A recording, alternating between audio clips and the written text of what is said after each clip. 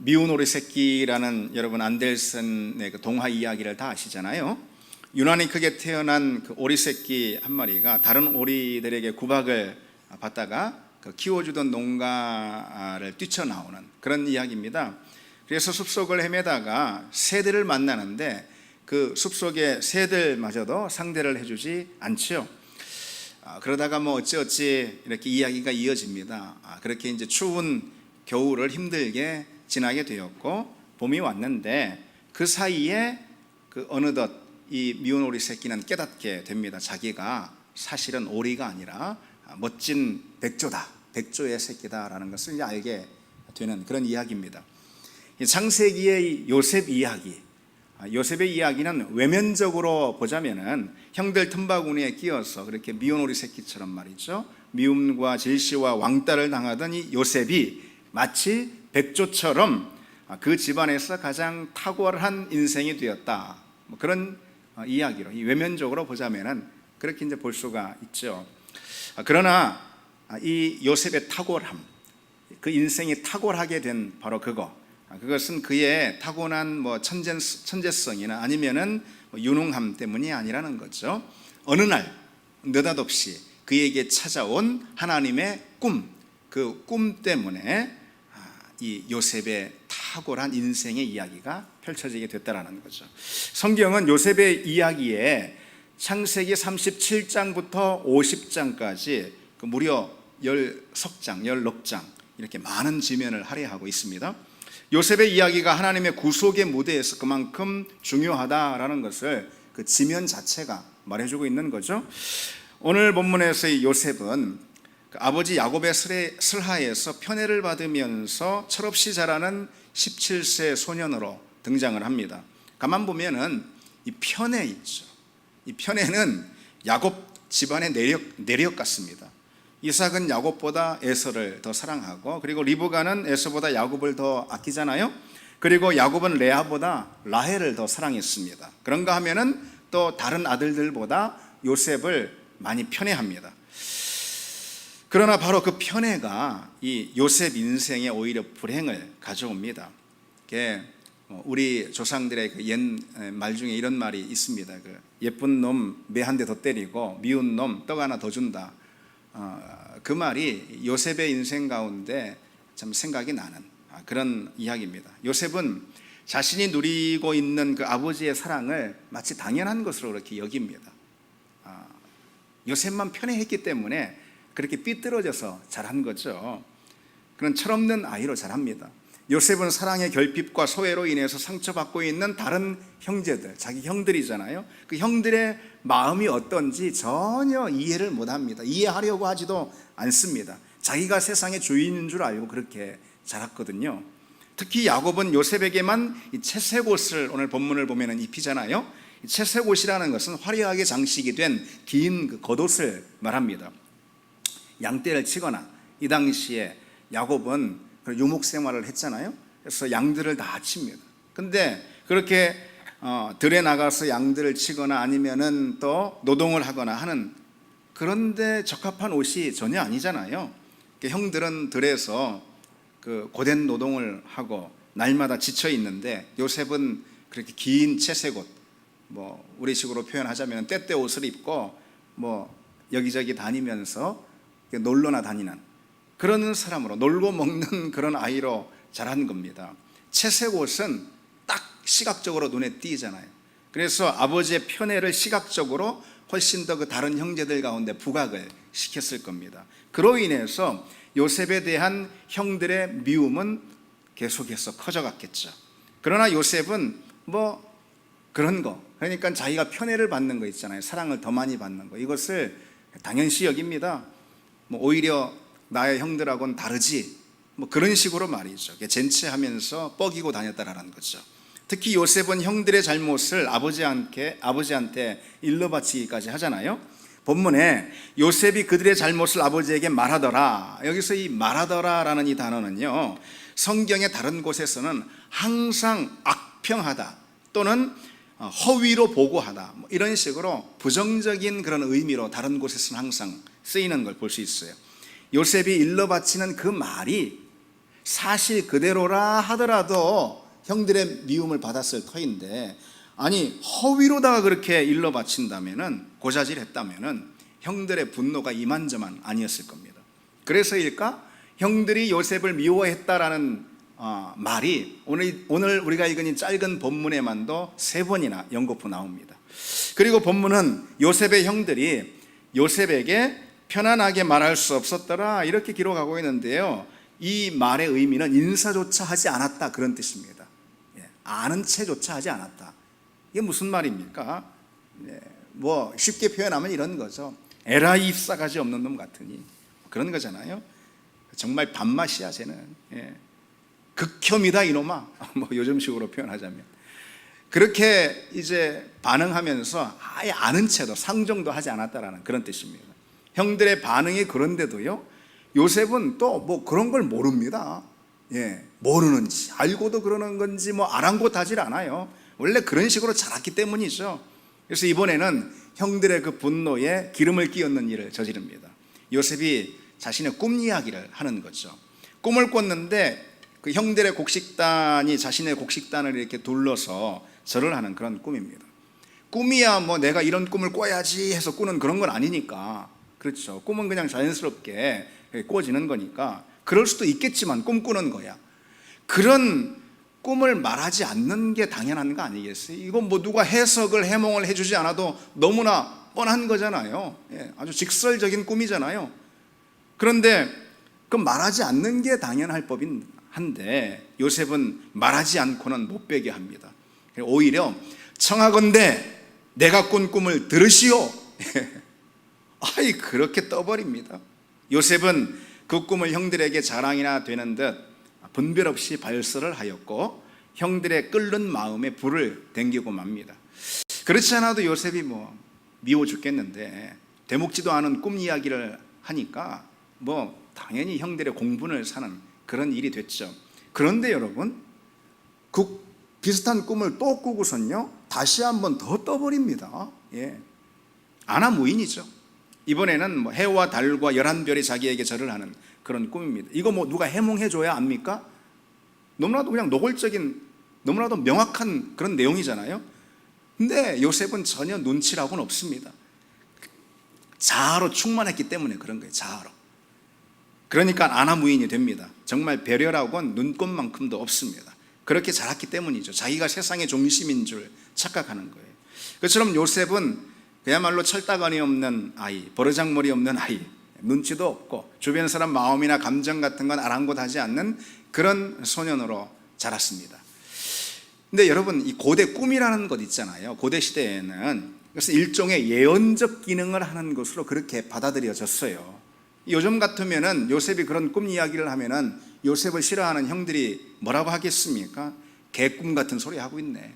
그렇게 그냥 기분 나쁜 말만 하고 말았을 터인데 고대 시대는 그러지 않았다라는 거죠. 누가 꿈을 꾸면은 그것을 어떤 예시적인 사인으로 받아들였습니다. 그래서 형들은 그 요셉의 꿈은 반드시 무너뜨려야 한다. 요셉의 꿈을 내가 무너뜨려야지. 이런 생각들을 다 이 형들이 가졌다라는 거죠. 그리고 그 생각을 결국 실행에 옮기잖아요. 그게 다음 본문에 나옵니다. 요셉은 스스로 적을 만들고 있었는데 혼자만 모릅니다. 여러분 어떻습니까? 이런 대목에서 우리가 우선은 이 생각이 좀 먼저 듭니다. 요셉을 비롯해서 야곱의 가정은 인간적으로 보자면은 참 부족한 게 많아요. 너무 연약해요. 참 못난 게 많아요. 형편없어요. 야곱과 에서 시절에도 그랬는데 지금 이 요셉의 시절에도 사실 이 가정이 굉장히 콩가루 가정이에요. 그런데 하나님이 이 가정을 사용하신단 말이죠. 요셉을 사용하시고 또 이스라엘을 사용하십니다. 하나님의 이 은밀한 섭리는 요셉의 그 못난 모습들 속에도 감추어져 있습니다. 그래서 결국 그런 요셉을 다루시고 그리고 그 요셉을 사용하십니다. 이 장면에서 우리가 기억해야 될 사실이 있습니다. 특별히 요즘 같은 때에 오늘 우리의 교회가 너무나도 연약합니다. 허물도 많고 참 못난 모습도 많습니다. 부정할 수가 없어요. 요즘 더 많이 느끼잖아요. 그래서 어떤 매체는 아주 과격하게 기독교 매체인데 이런 말 하는 거 봤습니다. 이제 교회는 위기가 아니라 붕괴의 징후가 보인다. 그렇게 악평을 하는 걸 봤습니다. 그러나 여러분, 그럼에도 하나님이 세상을 구원하는 통로는 여전히 교회입니다. 교회가 아닐 수가 없습니다. 교회가 붕괴되면요, 세상도 붕괴됩니다. 우리가 교회에서 절망을 봤다면요, 세상은 완전히 철저히 절망밖에 없습니다. 그것은 왜 그럴까요? 다른 게 아니에요. 교회가 더 깨끗하고 의롭고 더 다른 것이 있어서 그게 아닙니다. 교회가 다른 게 있다면은 바로 교회 가운데 하나님의 꿈이 임했다라는 거예요. 요셉도 똑같죠. 다른 형제들과 다를 게 뭐가 있어요? 요셉이 훨씬 더 철없고 훨씬 더 버르장머리 없고 훨씬 더 못난 게 또 많습니다. 그러나 요셉이 다른 게 뭐였어요? 요셉이 사용받은 게 뭐였어요? 형들과는 다르게 요셉 가운데 하나님의 꿈이 찾아왔다라는 거죠. 하나님의 꿈이 찾아온 자리는 교회 공동체입니다. 따라서 하나님이 요셉을 그렇게 다루어서 다듬으셔서 사용하셨듯이, 그래서 하나님의 꿈을 펼치는 도구로 사용하셨듯이, 그래서 결국 요셉을 통해서 하나님의 꿈을 성취하셨듯이 오늘날 교회를 다루시고 이 모든 어려운 상황 가운데서도 오히려 이 상황을 사용하심으로 하나님이 교회를 다루시고 새롭게 빚으셔서 세상의 구원이라는 당신의 꿈을 성취해 가실 줄 믿습니다. 오늘 요셉의 이야기를 다시 한번 보실까요? 요셉의 이야기는 어떤 메시지를 담고 있는 것일까? 그저 한 사람의 놀라운 성공, 아니면 입지전적인 그런 자수성가를 보여주는 그런 이야기일까요? 철없이 지내던 한 소년이 형들의 미움을 사서 다른 나라로 노예로 팔려갔는데, 그런데 그가 자신의 인생에 비관하지 않고 모든 시련에도 굴하지 않고 당대 그 최고의 제국이었던 그런 애굽의 총리가 되었다.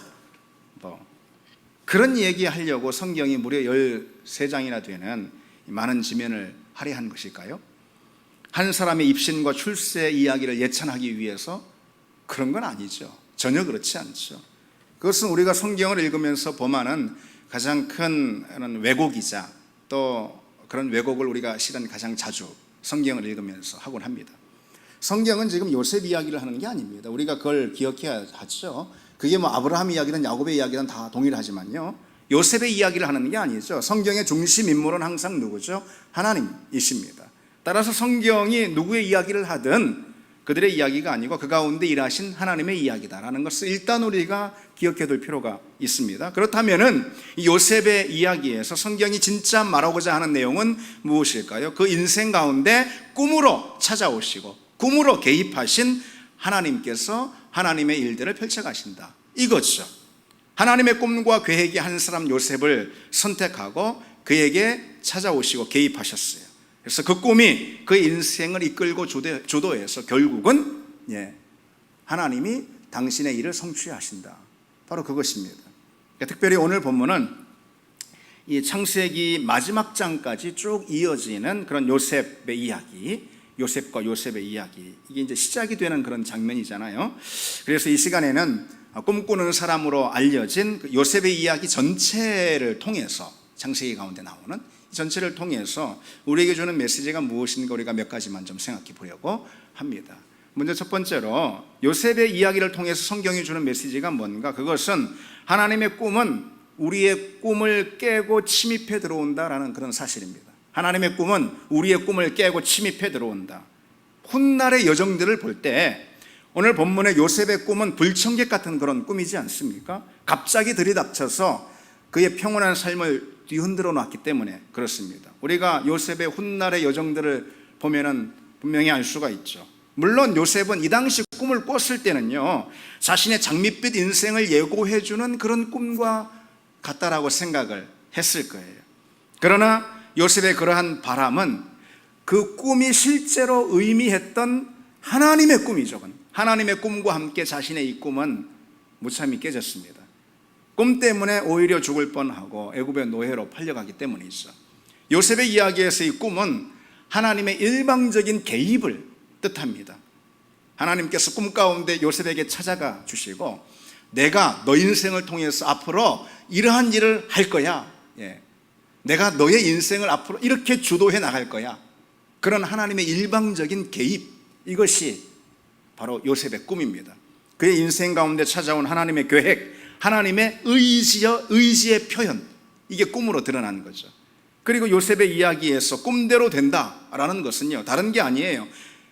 꿈대로 된다, 이 말은 요셉의 이야기에서 보자면 요셉의 꿈은 깨지고 하나님의 꿈이 펼쳐진다, 그걸 의미하는 거죠. 하나님의 꿈이 그의 인생에 개입하게 되므로 이제 그의 뜻이 꺾이고 하나님의 뜻이 펼쳐진다라는 걸 뜻합니다.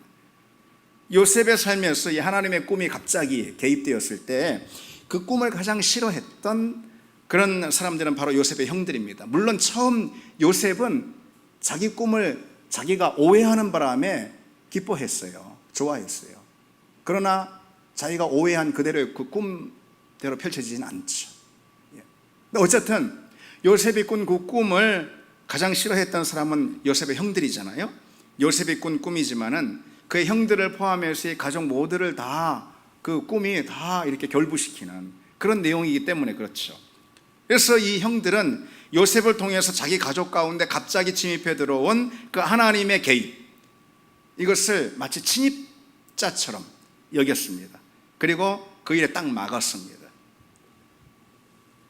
그래서 그들은 요셉의 꿈을 막아서고 좌절시키기 위해서 어떻게 하려고 하죠? 요셉을 죽이기로 작정하지 않습니까? 요셉을 죽임으로 그 가운데 임한, 아니 더 넓혀서 그들 가운데 임한 하나님의 꿈을 좌절시키려고 합니다. 요셉 입장에서 보자면 그건 뭘 의미하죠? 갑자기 찾아온 하나님의 꿈 때문에 자기 목숨이 위태로워지는 그런 상황을 맞이한 거죠. 여기서 알 수 있는 사실은 하나님의 꿈이라는 것은 우리 인생을 뚫고 침입해 들어오는 사건이라는 거예요. 하나님의 개입의 사건입니다. 우리 의지와 우리 뜻과 우리 바람이나 소원과 상관없이 하나님께서 우리 인생을 뚫고 들어온 하나님의 침입의 사건, 그것이 하나님의 꿈입니다. 하나님의 꿈은 그런 식으로 우리 가운데 찾아오십니다. 그래서 우리가 원하고 바라는 좋은 인생, 행복하고 편안한, 그리고 잘되고 성공하는 그런 인생, 하나님의 꿈은 그러한 우리의 꿈을 깨고 갑자기 침입해 들어와서 우리를 전혀 다른 길로 인도합니다. 요셉의 인생이 그랬다라는 거죠. 그래서 우리에게 들이닥친 그 하나님의 꿈의 진의를 우리가 파악하는 순간, 그 꿈의 진의가 뭔가, 참 의미가 뭔가라는 것을 아는 순간 우리는 처음엔 다 거부하게 됩니다. 그 꿈이 결국 나의 꿈을 깨뜨린다라는 그 사실을 알게 되기 때문에 우리는 우리 인생에서 하나님의 꿈을 밀어내려고 한다는 거죠. 그러나 여러분, 하나님의 꿈이 내 인생 가운데 침입한 그 사건, 그걸 가리켜서 다른 말로 뭐라고 하는 거죠? 그걸 선택이라고 하는 것입니다. 그것을 부르심이라고 말하는 것입니다. 부르심. 그분의 자녀, 그분의 비전의 그릇, 그분의 섭리의 도구, 그렇게 선택하시고 부르신 사건, 바로 그거죠. 그 순간부터 우리 인생을 써내려가는 작가는 더 이상 우리가 아니라 하나님이시라는 이 사실을 우리는 이제 믿음의 자리에서 평생의 훈련을 통해서 배우게 되는 겁니다.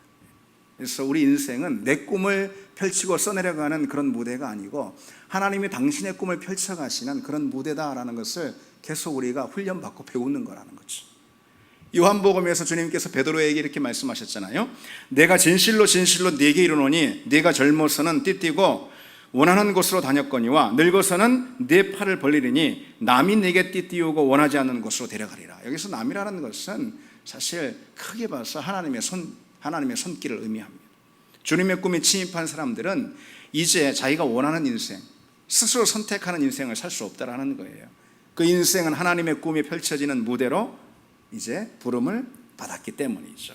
이제 우리가 배워야 할 것은 우리를 이끄시고 또 주장하시는 하나님께 신뢰와 순종을 보여드리는 그 믿음, 그 믿음이 이제 하나님의 꿈이 찾아온 우리에게 가져져야 하는 거죠. 배워져야 하는 겁니다. 여러분, 이제 우리 인생은 우리 꿈 이야기가 아니라는 거죠. 그래서 여러분, 살면서 간증도 하고 자기 이야기도 하고 그러잖아요. 사람들은 다들 그럽니다. 그게 감동을 주기도 하고 다른 사람들 눈물을 흘리기도 하고 도전을 주기도 하고 그러는 건데, 어떤 얘기를 들을 때요, 자기 꿈이 펼쳐가지는, 자기 꿈이 이렇게 성취되어 가는 그런 과정들, 어려움과 또 여러 가지 우여곡절 가운데, 시련 가운데, 그러나 결국 처음에 품었던 그 꿈이 이렇게 성취되어 가는 그런 과정들을 이렇게 성공한 사람들, 소위 그런 사람들이 이렇게 사례로 이야기할 때, 간증할 때 그때 감동받고 도전받고 그럽니다. 그러나 우리는 그런 사람들이 아니라는 거죠. 우리는 무엇을 선전하고 또 드러내는 인생이 돼야 한다라는 거죠. 우리 가운데 우리 찾아오셨어. 하나님의 꿈이 찾아와서 우리 꿈이 그 바람에 무참히 깨어지고 부서지고 하나님의 꿈이 우리 인생을 통해 펼쳐져 가는 그 과정, 그 과정이 곧 우리의 간증이 되어야 하고, 그 간증만이 실은 하나님 나라에서 기쁨으로 인정받는 그런 간증이 될 줄 믿습니다. 그 간증을 여러분이 품는, 그리고 또 하나씩 하나씩 다듬어지는 과정 가운데 이루어가는 여러분 되기를 바랍니다. 둘째로, 요셉의 이야기를 통해서 성경이 주는 메시지가 뭔가? 그것은 하나님의 꿈이 찾아오면은 우리의 꿈이 깨어지는 고통이 따른다라는 겁니다.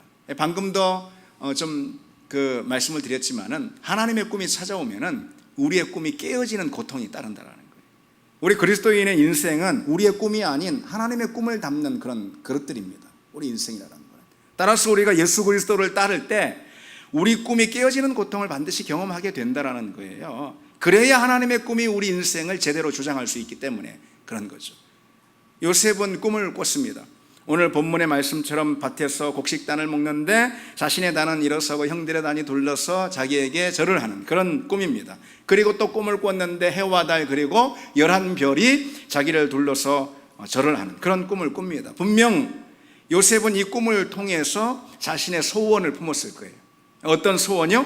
자신이 형들보다 더 잘 되고, 형들이 그래서 자기에게 절하고, 그리고 심지어 부모까지도 자기의 잘난 것, 자기의 성공, 이것을 인정하고 자기를 존중해주는, 그래 존귀하게 여겨주는 그런 소원을 요셉이 품게 되었다는 거죠.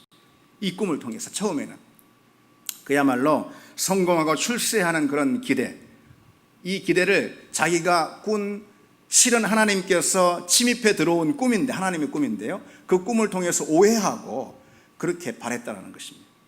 그러나 우리가 알듯이 요셉의 인생은 자신이 이렇게 처음 오해했던 그런 인생으로 펼쳐지지 않잖아요. 요셉은 17살 어린 나이에 형들에게 의해서 애굽의 종으로 또 팔려가는 그런 신세가 됩니다. 그래서 거기서 얼마나 많은 시련들, 얼마나 많은 고생들, 고통의 나날들을 보냅니까? 그때 요셉은 자신의 꿈이 깨어지는 경험을 한 거예요. 그러나 꿈이 깨어졌다라는 것은, 꿈이 부서졌다라는 것은, 이것은 절망을 의미하는 게 아니에요. 요셉에게 있어서 이거는 오히려 요셉의 꿈이 거듭났다라는 것을 의미합니다. 한마디로 꿈의 거듭남을 의미합니다. 하나님의 사람들로 부르심을 받은 사람들은 가장 먼저 어떤 거듭남이 일어나냐면은 꿈의 거듭남이, 소원의 거듭남이 일어난다라는 거죠. 그래서 훗날 요셉이 이렇게 결국은 고백을 합니다. 저 창세기 45장에 가면은, 하나님이 큰 구원으로 당신들의 생명을 보존하시고 당신들의 후손을 세상에 두시려고 나를 당신들보다 먼저 보내셨나니, 그런즉 나를 이리로 보낸 이는 당신들이 아니고 하나님이시라. 하나님이 자기 인생을 통해서 사실 하나님의 목적을 이루셨다라는 것을 이제 고백하게 되죠. 그래서 순진하게 생각했던 자신의 꿈, 자기가 잘되고 성공하고 그렇게 하는 자신의 꿈이 온 백성을 향한 하나님의 꿈으로 거듭나게 되었다는 것을 고백하는 그런 장면입니다. 레리 크랩이라는 그 유명한 기독교 상담가가 있습니다. 이 기독교 상담가가 이렇게 말한 바 있습니다. 영적으로 성장하고 싶다면 반드시 꿈이 깨어지는 경험을 해야 합니다. 저차원적인 꿈들이 쉽게 실현될 때에 우리는 보다 위대한 꿈을 생각하지 못하게 됩니다. 따라서 우리의 꿈이 깨어지는 소리는 기쁨의 시작을 알리는 전주곡과 같습니다. 꿈이 깨어질 때 밀려오는 고통만이 하나님을 향한 열망을 불러일으킬 수 있는 강력한 힘을 줍니다.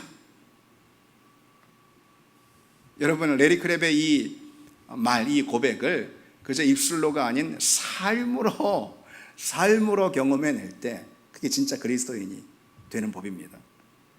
우리가 정말 그리스도인이라면 자기중심적이고 그리고 세속적인 우리의 꿈이 깨지는 경험을 하게 됩니다. 그리고 내 자신의 꿈이 아닌 하나님의 비전을 붙들게 되고 나의 계획이 아닌 하나님의 섭리를 붙들게 되는 거죠.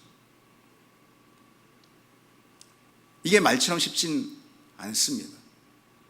근데 정말 그러려면은 언제 그런 일이, 어떻게 해야 그런 일이 벌어질까요? 그건 한마디로 말해서요, 우리가 십자가를 만나는 순간 그런 일이 벌어지는 겁니다. 십자가를 만나는 순간, 제대로 십자가와 부딪히는 순간 우리의 소원이 깨지고 거듭나서 하나님의 소원이 내 인생을 이끌게 내어드리는 그런 역사가 일어난다는 거죠.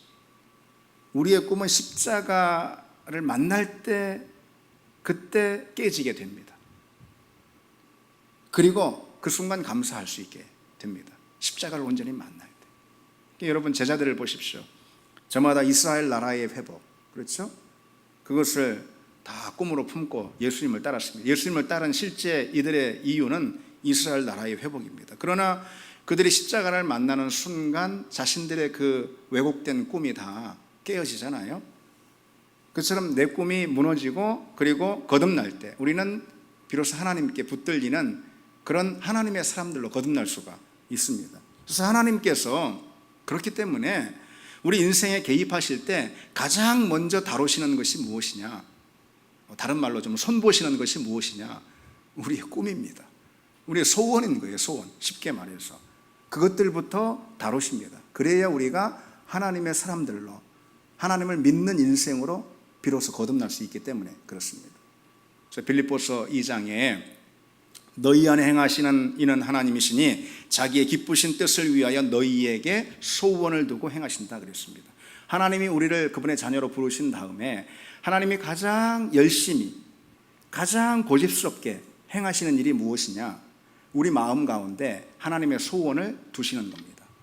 달리 말하면 오늘 창세기 37장의 언어로 말하자면 우리 가운데 하나님의 꿈으로 침입하시는 것입니다.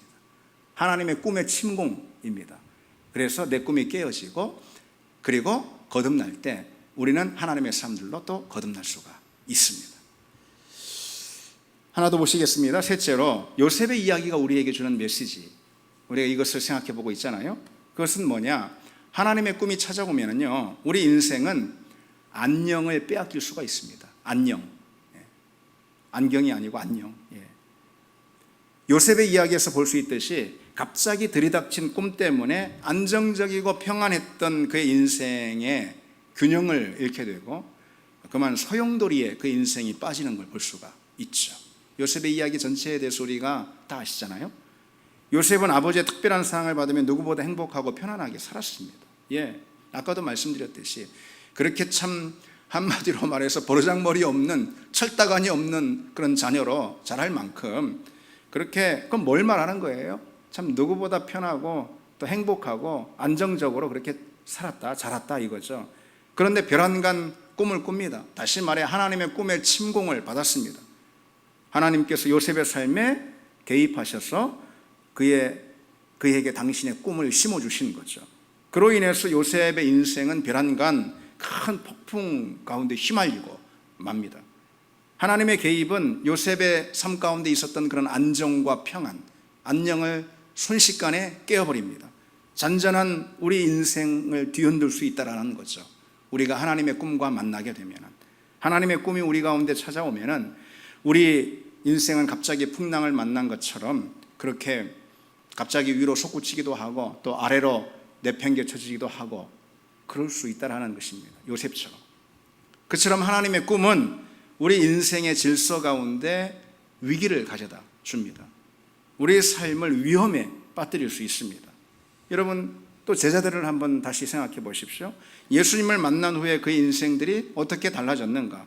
내내 잘 가던 인생인데 가시밭길을 다 만나지 않습니까? 예. 베드로를 보십시오. 당시 배를 가지고 있는 어부였다. 이것은 그래도 웬만큼 살았던 그런 사람입니다. 요새로 보자면 중산층 이렇게 말할까요? 여러분 바울을 보십시오. 그런 전도 유망한 학자였잖아요. 그래서 뭐 대학 교수, 요새로 보자면 대학 교수는 따놓은 당상인 그런 청년이었습니다. 그런데 그들에게 예수님의 꿈이 예고 없이 찾아오게 되었고, 그로 인해서 그들의 인생이 얼마나 울퉁불퉁해지고 거칠어지고 그리고 위태로워졌는지 우리는 성경을 통해서 잘 알고 있습니다. 우리가 똑같은 하나님을 믿고 똑같은 예수 그리스도를 따르는 제자잖아요. 똑같은 하나님을 믿는. 그런데 우리 인생은 그들과는 전혀 다를 것을 기대한다면, 특별히 꿈에 있어서 그걸 기대한다면 그건 그리스도인이 아니겠죠. 주님은 내가 세상에 화평을 주러 온 줄로 생각하지 말라. 화평이 아니요 검을 주러 왔노라고 아주 노골적으로 말씀하셨습니다. 우리에게 주님의 꿈, 하나님의 섭리가 찾아오면은 우리 삶은 그만 안정과 평안이 깨어지고 한마디로 검의 위협에, 칼의 위협에 놓이게 된다. 그런 말씀이잖아요. 그동안 안녕했던 인생이 이젠 거친 소용돌이 가운데 빠질 수가 있다라는 그런 말씀이죠.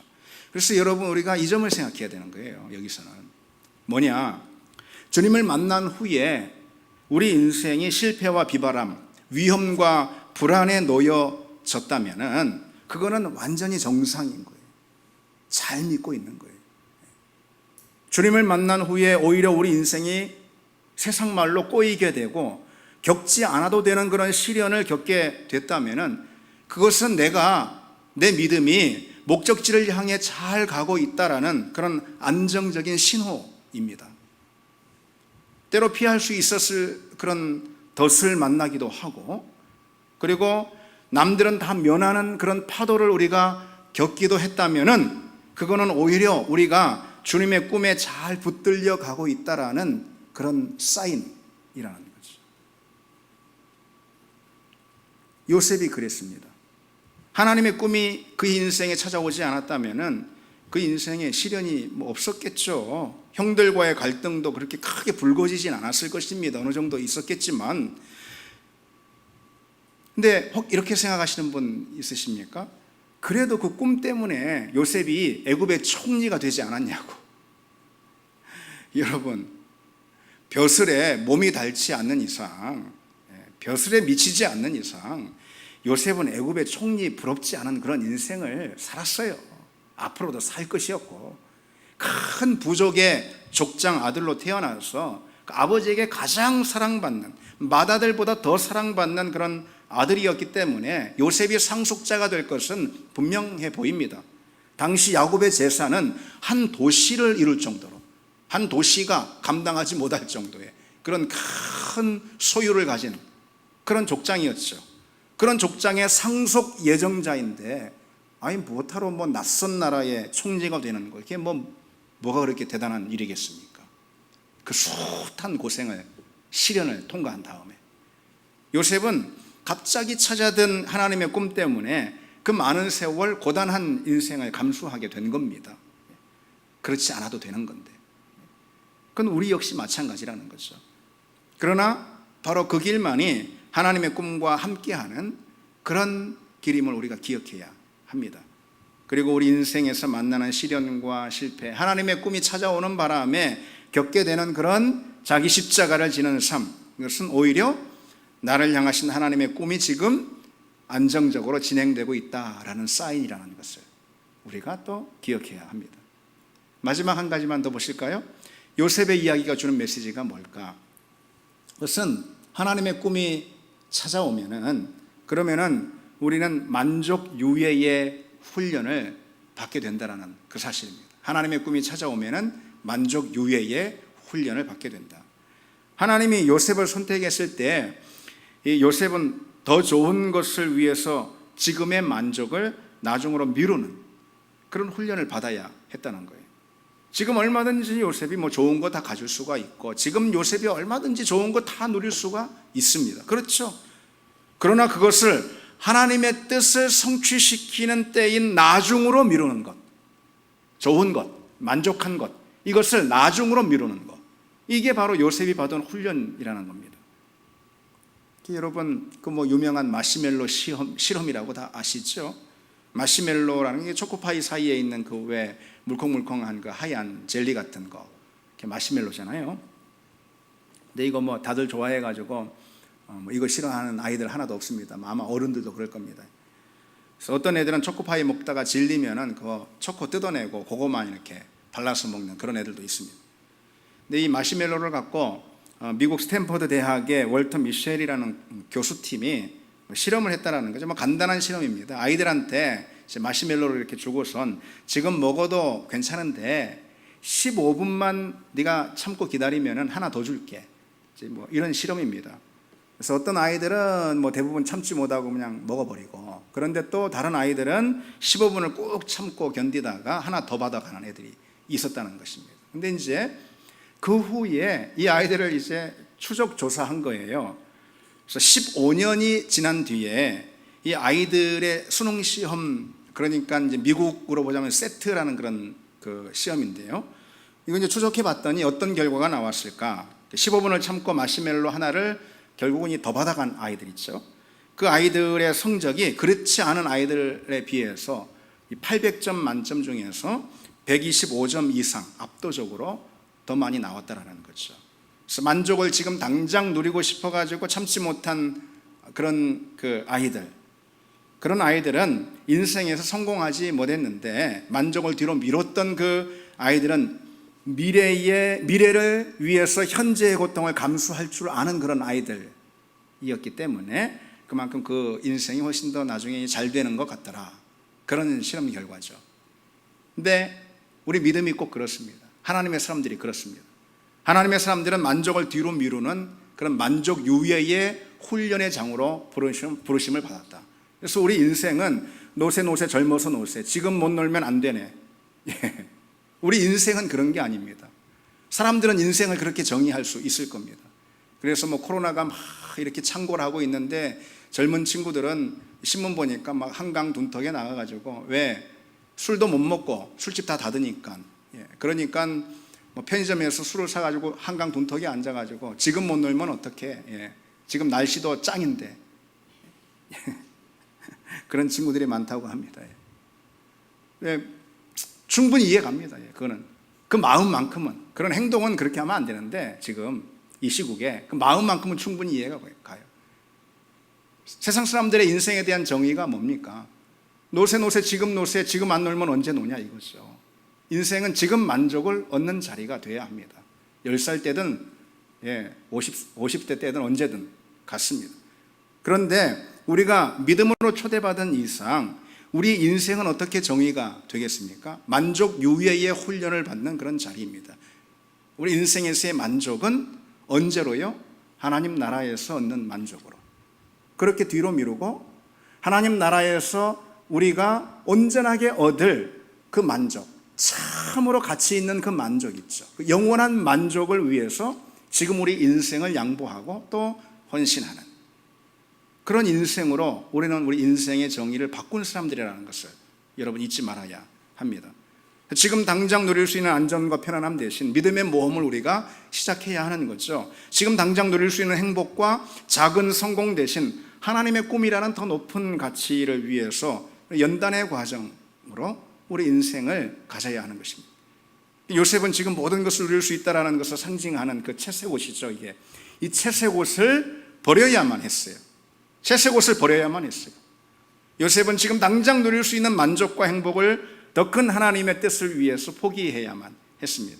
물론 맨 처음에는 포기당하는 것이었지만요, 자신을 통해 하나님께서 이스라엘의 온 집안을 구원하시고 그리고 수많은 백성들을 건지실 그때까지 자신이 지금 누릴 수 있는 좋은 것들을 뒤로 미뤄야만 했다는 거죠. 우리 역시 이 땅에서 바로 그 훈련을 받는 사람들입니다. 최종적으로 보자면은 믿음 안에서의 온전한 기쁨과 행복들이 다 이 땅에서도 있긴 있지만은, 그러나 최종적으로 보자면은 천국에서 만족하며 기뻐할 그때까지 우리는 이 땅에서의 만족을 유예하고 복음을 위해서, 하나님 나라를 위해서, 그리고 교회를 위해서 우리 인생을 헌신하는 그런 사람들로 부름을 받았습니다. 그래서 다윗은 시편에서 이런 멋진 말을 한 바가 있습니다. 그래서 제 마음에도 항상 이 시편 글귀 가운데, 말씀 가운데 이제 이 문장이 참 마음에 많이 새겨졌습니다.